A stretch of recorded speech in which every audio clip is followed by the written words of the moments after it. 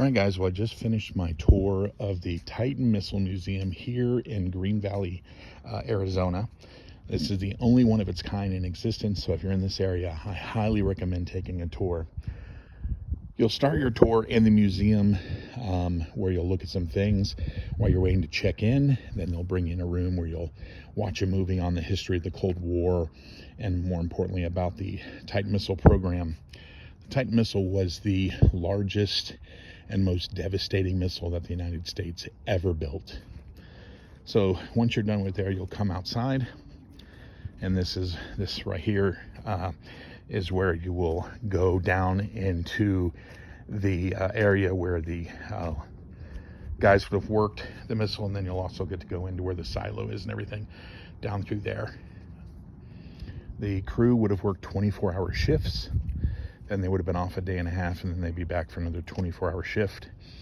It was a multi-step process for them to come in to the silo for security.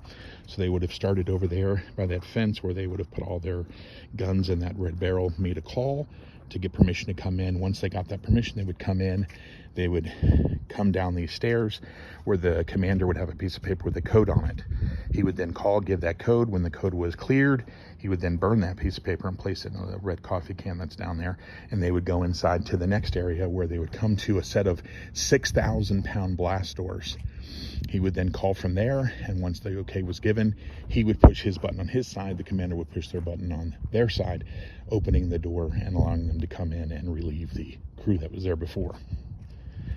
Now, this particular missile was obviously never launched, thank God, but if it was, and it was deployed and was detonated, it would have taken out an area of about 900 square miles.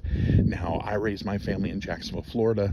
Conversely, Jacksonville, Florida is the largest city in the continental United States, over 800 square miles. So this missile would have taken out the entire area that is Jacksonville, Florida. Would be gone. There'd be nothing left, and nothing would grow for hundreds of years. But they've got stuff like this all over, letting you know Titan II was the largest and most powerful intercontinental ballistic missile ever built by the United States. Talking down megaton warhead. It could go about 6,000 nautical miles in 35 minutes. Now, we went down and we got to participate. I was the vice commander. We had the commander. We got to pretend we were launching the missile. Once the two keys are turned, that missile is fired up and gone in 58 seconds. So in 58 seconds, the world as we know it would have changed. And in 35 minutes from that time, all of that would have come to a very tragic end.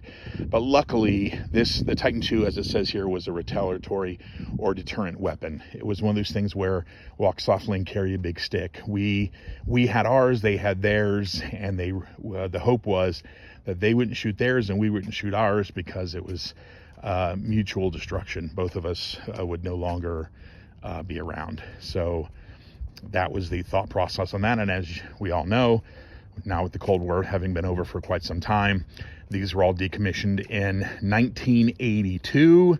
So long time ago. We know the outcome. None of those were ever fired. Thank goodness. What we're seeing here is the silo door. And this is the door that protected the Titan II. Door weighs 760 tons.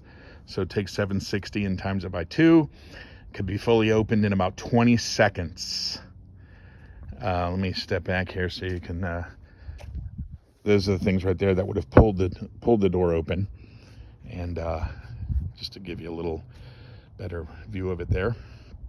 I'm taking this over here because I'm going to let you look down into the silo so you can actually see the missile. The missile is absolutely huge, just massive.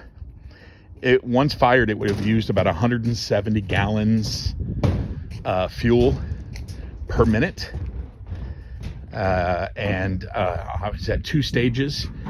It would get to about 200 miles above the earth before it started coming back down.